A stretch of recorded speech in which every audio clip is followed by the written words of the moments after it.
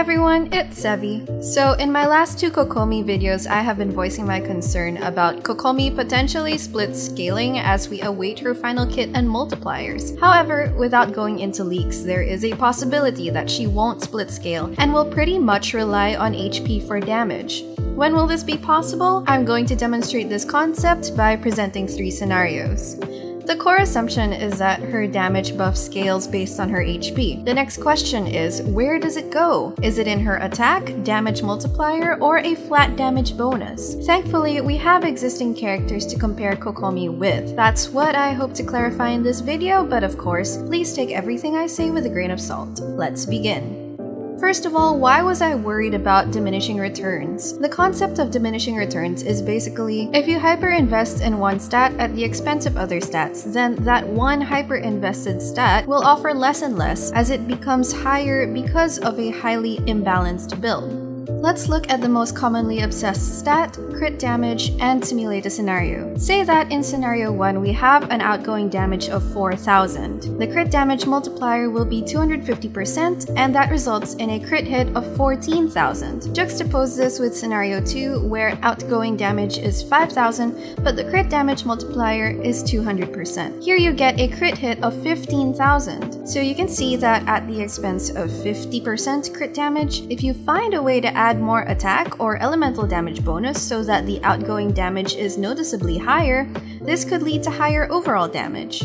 I use crit damage here as my example, but this concept applies to other stats. Feel free to search other content creators who can discuss this in more depth.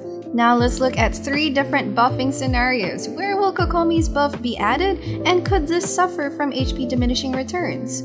Scenario 1. HP is added to the damage multiplier. We don't have a character yet whose damage multiplier comes from HP, but we do have Raiden and Mona whose elemental damage bonuses come from their energy recharge. This is the reason why, for example, it's recommended for Raiden to have an attack percent goblet instead of an electro damage bonus one, because she already innately generates electro damage bonus with her passive talent. And additionally, if Kokomi does split scale between attack and HP, then there will come a point when too much HP and too little attack will not be the optimal stats. So basically the conclusion is, if Kokomi functions like this, she will suffer from diminishing returns for HP, which means that she needs balancing and split scaling. This will lead to a very iffy kit, and I hope that this won't be the case. In the next 2 scenarios, we will take a look at our 2 most famous HP scaling characters, Zhongli and Hu Tao. These will be scenarios where HP won't suffer as much from diminishing returns. But first, let's look at Hu Tao.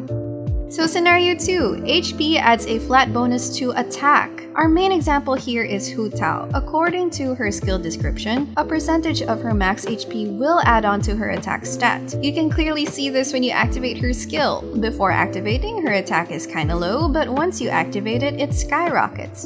In this case, Hu Tao doesn't really suffer from diminishing returns between HP and attack because the HP will directly add onto her attack stat anyway, but it still leads to a very straightforward, easy to build kit by investing in HP.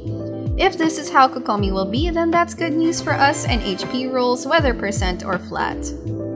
Scenario 3. HP adds a flat bonus to damage. The last scenario, we have Zhongli and his passive Dominance of the Earth. According to this passive, Zhongli deals bonus damage based on his max HP. His normal attacks are increased by 1.39% of his max HP, so if your Zhongli has about 40,000 HP like mine, this will add around 550 damage to his normal attacks. Take note that this is a flat add-on. Unlike the first scenario, this doesn't factor into his multiplier or into his attack stat like the second scenario. You simply take that portion of his HP and slap it on top of his damage. However, Zhongli's HP damage bonus is pretty small on his normal attack and skill. I'm guessing that if Kokomi is going to scale her additional damage from HP, then it would have to be by a significantly higher percentage to compensate for the fact that she can't crit. In this scenario, Kokomi won't suffer from diminishing returns between HP and attack, doesn't need balance balancing doesn't need split scaling because the damage directly benefits from the max HP. Zhongli benefits from crit damage, but if this is how Kokomi works, you won't need to worry about that at all. It still leads to a pretty straightforward, easy to build kit where you can invest in HP. So we have 2 out of 3 scenarios where an HP does not suffer from diminishing returns.